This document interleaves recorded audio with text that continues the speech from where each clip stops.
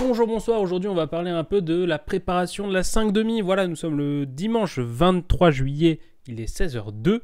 Et donc comme je l'ai dit, on va parler un peu de la préparation de la 5 c'est-à-dire du redoublement en classe préparatoire. C'est une question qui m'a été pas mal posée, comment bien préparer cette 5 notamment dû au fait que nous approchons dangereusement des résultats, puisqu'ils arriveront donc le 24, il y aura la première vague d'intégration. Et donc c'est à ce moment-là que certains d'entre vous vont peut-être se dire que finalement une 5 c'est une bonne idée.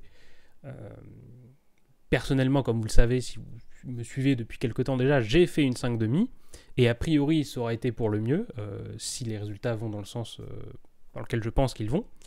Mais voilà. Donc il y a plusieurs choses très importantes à comprendre quand on veut faire une 5 et je vais en parler donc aujourd'hui. Voilà. Donc sans plus attendre, rentrons dans le vif du sujet. Voilà, j'ai pas de notes, mais j'ai quelques points que j'ai envie de mentionner. Donc la première chose, c'est la raison pour laquelle vous voulez faire une 5 c'est quelque chose de très important, puisque il faut bien comprendre que ça brise le rythme que vous avez établi jusqu'à maintenant. C'est-à-dire que quand vous avez été en prépa, pendant vos 2 premières années, vous avez eu un rythme de progression dans lequel à chaque fois vous appreniez une nouvelle chose, il y avait tout le temps des nouveautés finalement. Et donc, ça a instauré une certaine cadence, un certain rythme qui est brisé lorsque vous faites votre 5 puisque du coup, c'est une année dans laquelle vous n'apprenez rien de nouveau finalement, mais vous perfectionnez. Et donc ça implique quelque chose de très important, c'est que la motivation va beaucoup jouer pour votre 5 C'est très important donc de vraiment vouloir cette 5 et de la vouloir pour les bonnes raisons. C'est donc pour ça que, comme je le dis, là, si vous commencez à envisager une 5 ou si vous envisagez sérieusement une 5 réfléchissez bien aux raisons qui vous poussent à le faire. Donc ça, c'est très personnel. Moi, par exemple, j'ai vraiment voulu faire une 5 parce que j'étais convaincu que je pouvais faire bien mieux que ce que j'avais fait au concours et que je pouvais vraiment me dépasser. Et donc, c'était la raison qui m'a poussé cette année à travailler et à faire ma 5 Pendant toute l'année, j'avais en tête le fait de vouloir faire mieux que l'année d'avant et surtout le fait de vouloir me dépasser et complètement maîtriser ce qu'il y avait. Donc ça, c'était ma motivation. Ça peut être la vôtre, mais vous pouvez avoir d'autres raisons. Mais c'est vraiment le plus important. Avant même de commencer à travailler, il faut vraiment avoir la motivation et il faut essayer de la garder pendant toute l'année. Ça, c'est assez dur.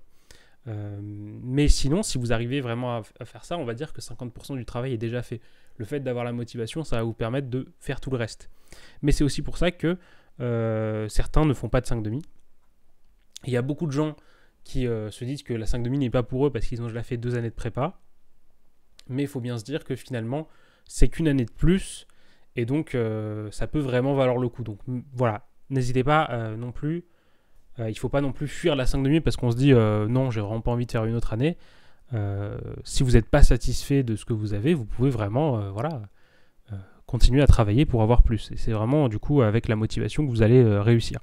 Bref, donc maintenant que ce point a bien été traité, il y a d'autres choses assez importantes, notamment la préparation en elle-même, puisque du coup vous allez repasser une année. Alors déjà, ça dépend des professeurs et des classes prépa, mais partez plus ou moins du principe que vous allez être un peu seul, un peu seul avec les autres 5 pendant votre année, tout simplement parce que selon moi, une 5 n'est pas faite pour apprendre son cours. Pour moi, votre cours, vous êtes censé l'avoir appris et compris pendant votre année de sup, et éventuellement, vous allez pouvoir faire ça pendant les vacances, reprendre son cours, etc. Tout ça, c'est des choses, finalement, que vous pouvez largement maîtriser. Donc, c'est pour ça que je dis que vous allez être un peu seul en cours, puisque, en fait, finalement, il y a toute l'étape de découverte des notions, découverte du cours, découverte des chapitres, etc., découverte des formules, qui, du coup, est là pour les gens qui sont en sup, mais qui ne sera plus là pour vous en 5 Et donc, vous n'avez vraiment pas besoin, finalement, de cette étape, puisque vous connaissez déjà votre cours a priori, ou en tout cas, vous savez déjà de quoi le professeur va parler. Et donc ça va un peu vous isoler, puisque du coup, le professeur, naturellement, lui, il doit, quelle que soit la matière, il doit faire en sorte que les gens qui ne connaissent pas le cours le découvrent et le comprennent. Donc c'est ça qui va vous séparer des sup. Et c'est pour ça, comme je le redis, que selon moi, la 5 n'est pas faite pour apprendre son cours. Si pour vous, la 5 est faite parce que vous ne connaissez pas votre cours, c'est clairement une mauvaise chose. Vous avez tout le temps des vacances pour apprendre votre cours. Mais la 5 c'est pas fait pour ça. Et justement, vous allez être du coup un peu plus isolé, puisque du coup, pendant l'année, vous allez beaucoup plus vous dédier à justement faire déjà des exercices, faire des DM, faire des sujets, pendant que vos petits camarades qui sont en sup, en 3,5, vont eux découvrir le cours. Donc ça va déjà vous séparer. Mais donc, venons-en directement au fait de donc, la préparation. Puisque du coup, pour moi, il y a quand même une certaine partie du travail qui doit être fait pendant l'été. À titre personnel, je n'ai pas vraiment beaucoup travaillé pendant mon été entre ma 3,5 et ma 5,5. Pour une raison toute simple, j'étais pas tout à fait certain de vouloir faire une 5,5.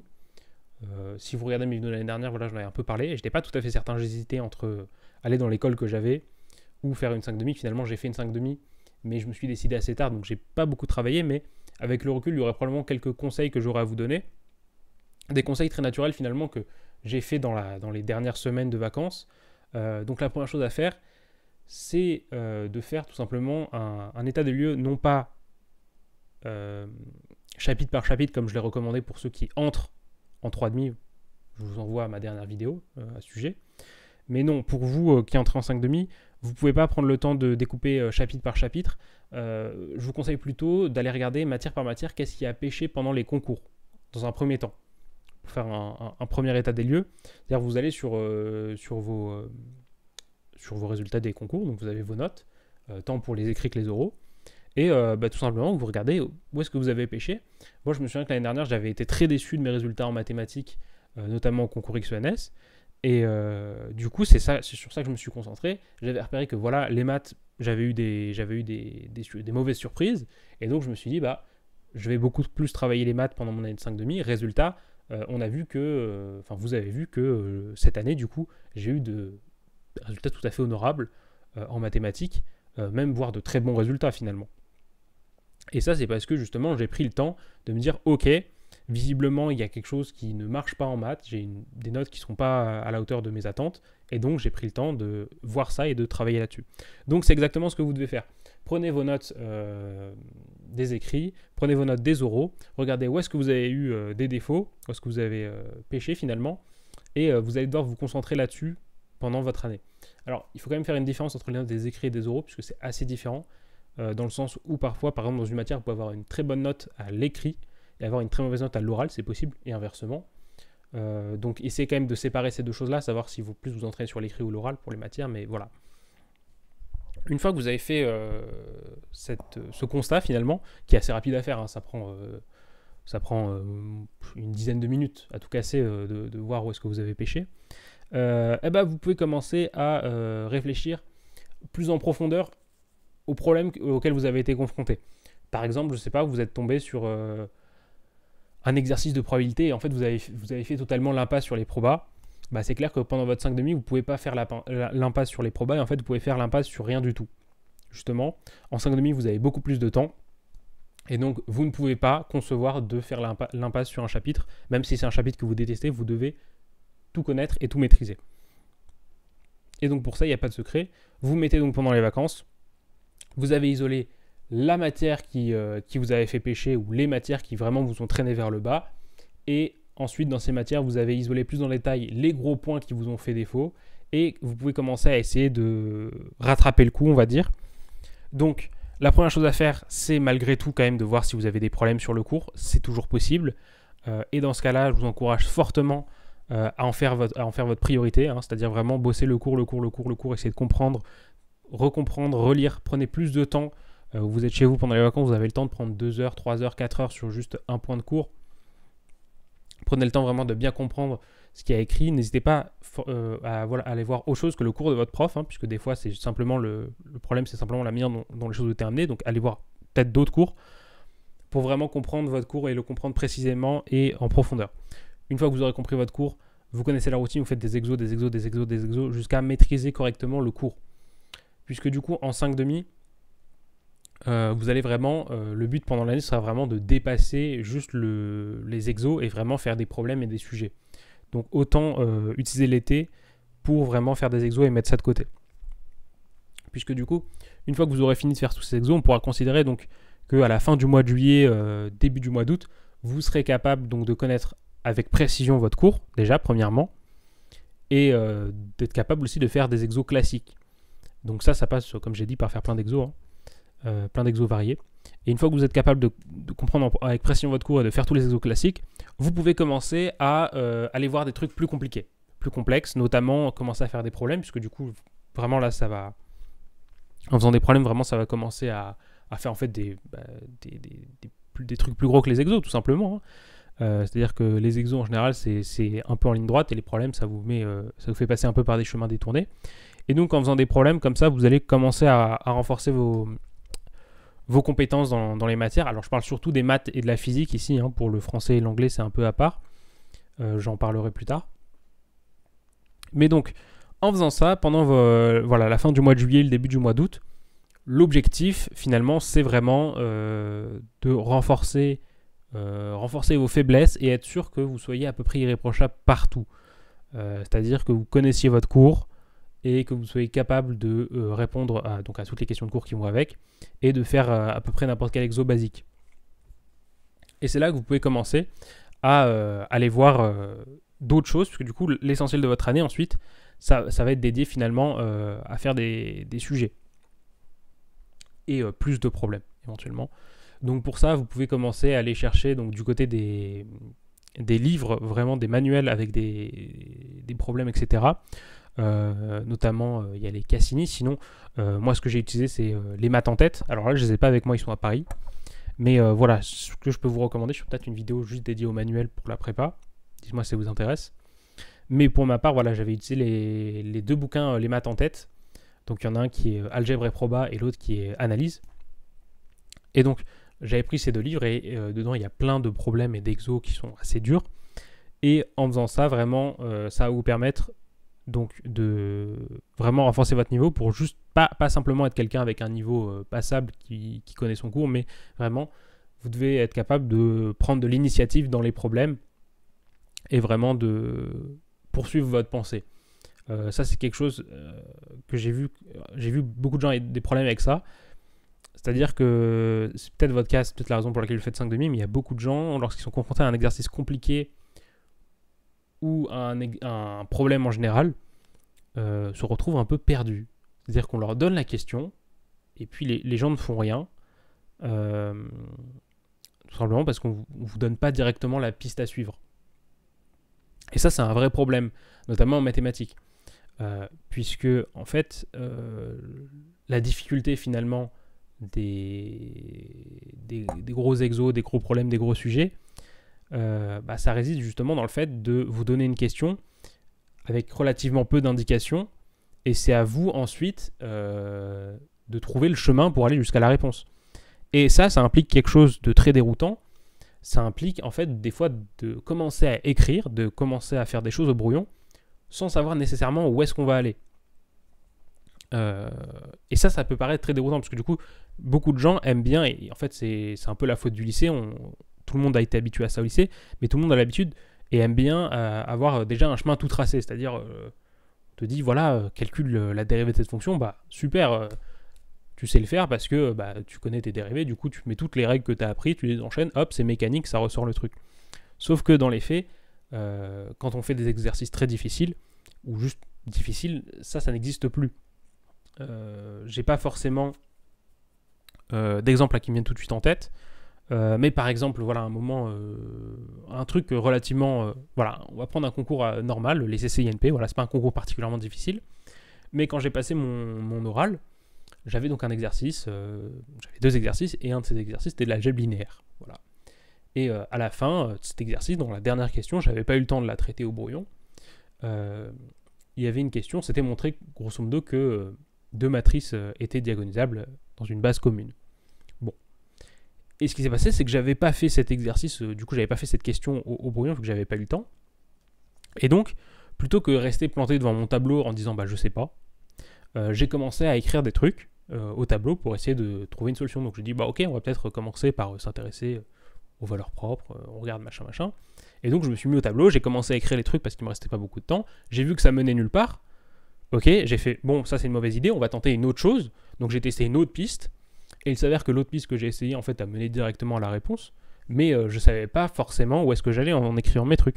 Je me disais ok, c'est éventuellement des bonnes pistes à suivre, suivons-les. Regardons où est-ce que ça nous mène.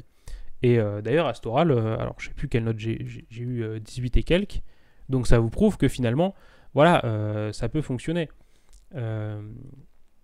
Attendez, bon, je vais pas, ah si, attendez, non, c'est très loin, je vais pas retrouver mes notes, c'est pas grave. Mais voilà, j'ai eu 18 et quelques à cet oral, et donc, et pourtant, quand j'ai commencé à écrire ma réponse, je savais pas vraiment où est-ce que j'allais, mais j'avais suffisamment confiance en mes capacités pour me dire, si éventuellement une de ces pistes est la bonne, je vais réussir à conclure cet exercice.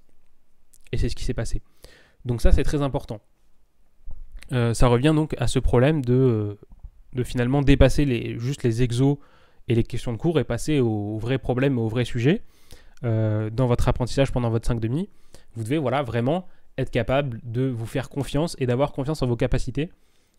C'est vraiment très dommage. En fait, beaucoup de gens savent plus de choses qu'ils ne pensent et s'auto-censurent tout simplement par un manque de confiance en leurs capacités. Et donc vraiment, si vous arrivez pendant votre année de 5,5 à avoir plus confiance en vous et avoir plus confiance en vos capacités, vous allez voir que même sans nécessairement devenir vraiment meilleur fondamentalement, vous allez augmenter vos résultats juste parce que vous allez avoir confiance en vous, vous allez écrire les choses, vous allez chercher les réponses, même s'il n'y a pas un chemin tout tracé. Et en général, ces exercices-là sont les plus durs et c'est ceux qui rapportent le plus de points.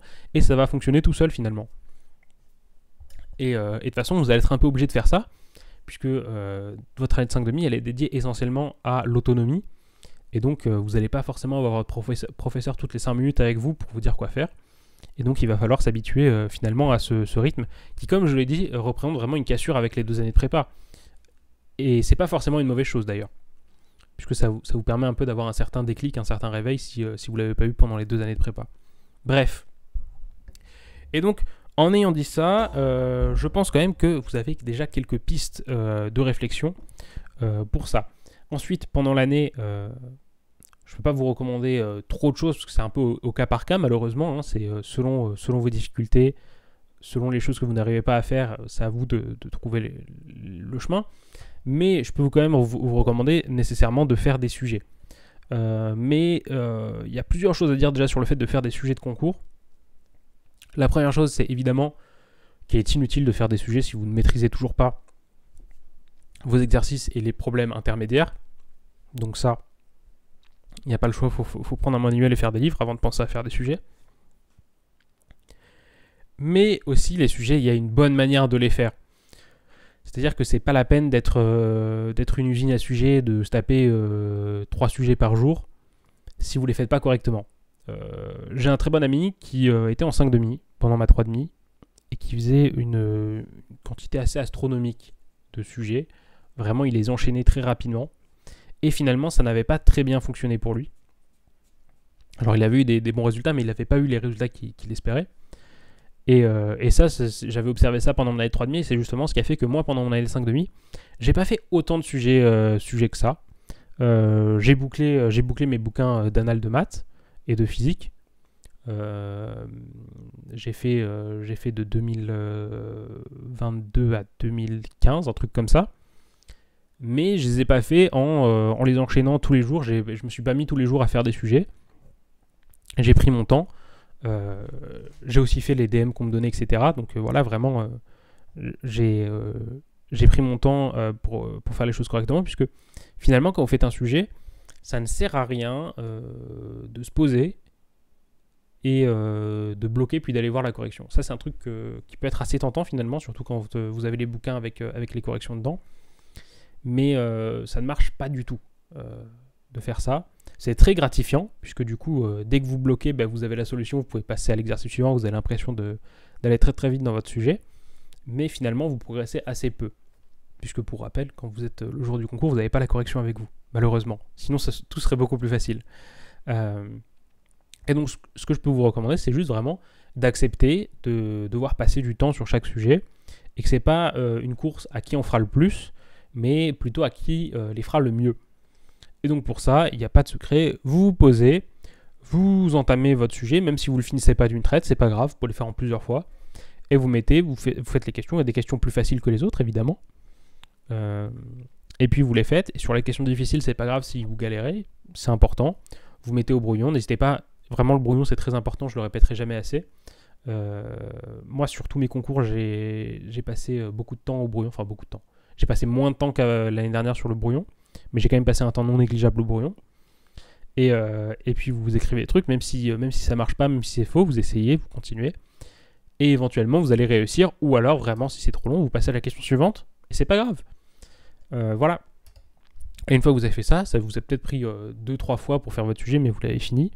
Vous prenez la correction, vous regardez, donc vous corrigez votre copie, vous regardez où est-ce que vous avez fait juste et où est-ce que vous avez fait faux, et vous prenez bien soin d'annoter où est-ce que vous avez fait faux.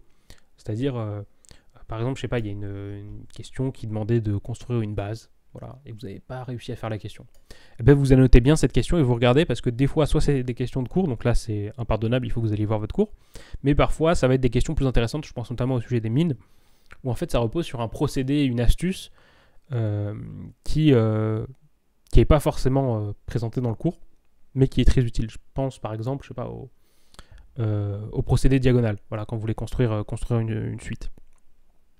C'est un procédé qui n'est pas forcément évoqué dans les cours, et pourtant c'est un truc essentiel, une astuce essentielle de construction de suite. Et donc en faisant des sujets, vous allez comme ça acquérir tous les petits réflexes, toutes les petites astuces, et prenez bien soin de les prendre en note et de bien les intégrer. C'est presque aussi important que le cours finalement, tous ces trucs, astuces, toutes ces méthodes, puisque du coup ça rejoint tous vos outils qui le jour du concours vous permettront de répondre efficacement aux questions. Parce que je vais prendre le concours des mines en exemple, puisque pour moi c'est celui qui représente ça le mieux, par opposition à Centrale qui est plus ou moins un marathon. Le concours des mines, c'est un concours que vous pouvez parfaitement faire les sujets en 4 heures. Si vous mettez en 4 heures, vous pouvez faire les sujets, même sans avoir une connaissance parfaite du cours, même sans connaître les astuces, en 4 heures vous pourrez le faire. Le problème, c'est que le jour du concours, en fait, vous n'avez que 3 heures pour les mines. Et comment ça se fait que finalement ce sujet que n'importe qui peut faire en 4 heures n'est pas réussi par tout le monde en 3 heures? C'est le fait que ça repose beaucoup en fait sur des techniques et des méthodes générales qui vous permettent de gagner en efficacité et qui font qu'il y a des gens qui arrivent à finir les sujets en 3 heures. Et donc, pour apprendre, pour connaître toutes ces astuces, tous ces trucs, toutes ces méthodes, il n'y a pas de secret, il faut ne pas les connaître d'abord et les rencontrer au détour d'un corrigé pour ensuite les prendre en note et retenir comment on fait les choses. Et en faisant ça, vous allez voir que naturellement, vous allez progresser et je ne peux que vous souhaiter de réussir votre 5,5. Je vais finir sur une parenthèse pour le français et l'anglais. Pour le français, je n'ai pas grand chose à dire, puisque cette année j'étais assez déçu d'ailleurs du français. Voilà, c'est pas grave. On va juste pleurer en silence, mais voilà. Donc le français, je n'ai pas grand chose à dire, puisque d'une année sur l'autre, mon avis sur le français change. Certaines années, je me dis que peut-être que finalement il y a une certaine légitimité à cette matière. D'autres années, je me rappelle qu'en fait, non, c'est un exercice assez futile et très mal construit pour les ingénieurs. Et donc, je ne dirais pas beaucoup plus de choses sur le français. Par contre, sur l'anglais, ce que je peux vous dire, c'est que le plus important, selon moi, c'est la connaissance de la langue. Je sais que ça peut paraître assez stupide, mais l'épreuve d'anglais est avant tout une épreuve de langue.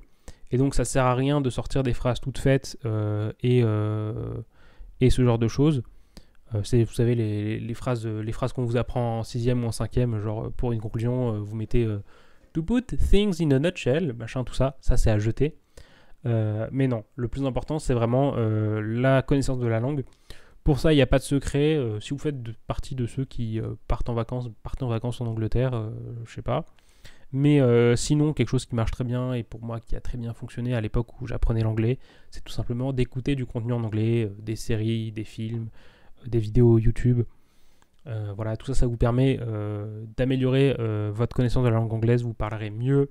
Éventuellement, vous aurez même un petit accent éventuellement. Aussi, ça vous permet de choper pas mal d'expressions idiomatiques qui, du coup, contrairement au to put things in a nutshell, les expressions idiomatiques sont donc les expressions que les gens qui parlent anglais utilisent, tout simplement. C'est un peu comme les expressions en français. Donc tout ça, c'est des bouts de phrases qui font que ça sonne très vrai au niveau de la langue.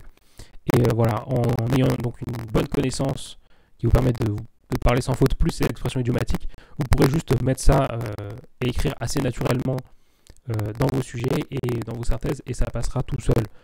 J'ai pas de méthode particulière à recommander pour les synthèses en anglais. Il y en a qui font des tableaux, d'autres qui font d'autres méthodes. Moi, ce que je fais, c'est tout simplement j'écris au brouillon. Mes paragraphes et ça marche assez bien. Juste tout ce qu'il faut faire, c'est bien lire les documents et bien dans sa tête les synthétiser et surtout se poser une question. Et c'est pour moi la question la plus importante, c'est pourquoi est-ce que le jury a mis ces documents, puisqu'il ne faut pas oublier donc, que c'est des épreuves et donc que le jury met certains documents et il les met pour certaines raisons. Ça peut être très varié, hein, mais ça peut être parfois juste aussi bête que voilà, il y a un conflit entre les documents, ça expose des points de vue différents, etc. Et dans ce cas-là, c'est ce qu'il faut mettre en avant. Mais voilà, il y a toujours une ou plusieurs raisons pour lesquelles le jury a mis les documents dans votre sujet. Et c'est ces raisons qui doivent être retranscrites dans votre synthèse. Plus que vraiment ce que racontent les documents, c'est les raisons pour lesquelles ils sont là. Parce que c'est ça que cherche le jury en corrigeant votre copie. Bref. J'ai pas beaucoup plus de choses à dire. Je crois que j'ai tout dit. Si j'ai oublié des choses, n'hésitez pas à les mentionner en commentaire. Je ferai des corrections. Mais voilà. Je vais conclure en disant donc que l'année de 5,5, si vous choisissez de la faire, c'est une année que personnellement je ne regrette pas, dans laquelle j'ai fait beaucoup de choses, j'ai évolué aussi, et franchement si je devais décider, si je me retrouvais encore en fin de 3,5, je referais une 5,5 sans hésiter directement. Voilà. Ce qu'il faut retenir, c'est que c'est une année qui repose à 90% sur vous. C'est à vous de faire les choses, c'est à vous d'avoir la détermination. Et ça peut être dur, ça peut être très dur, mais vous en ressortirez grandi et vous serez d'autant plus satisfait quand à la fin de l'année vous aurez les écoles que vous voulez. Moi je sais que personnellement là j'ai un poil de stress en attendant les résultats demain. Mais en théorie, je devrais avoir exactement l'école que je veux et j'en serai extrêmement satisfait. Voilà. Sur ce, j'ai pas grand chose de plus à dire. Vous connaissez la routine, hein, si vous voulez vous abonner pour voir les prochaines vidéos. Notamment, je vais en sortir une probablement mercredi sur les projets d'infos cool à faire. Et j'en sortirai d'autres aussi pendant les vacances. Mais voilà, donc abonnez-vous pour voir ça. Vous connaissez sinon le reste, like, dislike, commentaire. Pour me donner votre avis ou si vous avez des conseils à donner pour les 5,5, pour les futurs 5,5, n'hésitez pas, je regarderai, je répondrai. Sur ce, c'est Adam, je vous donne rendez-vous donc mercredi probablement pour la prochaine vidéo. Sur ce, ciao tout le monde!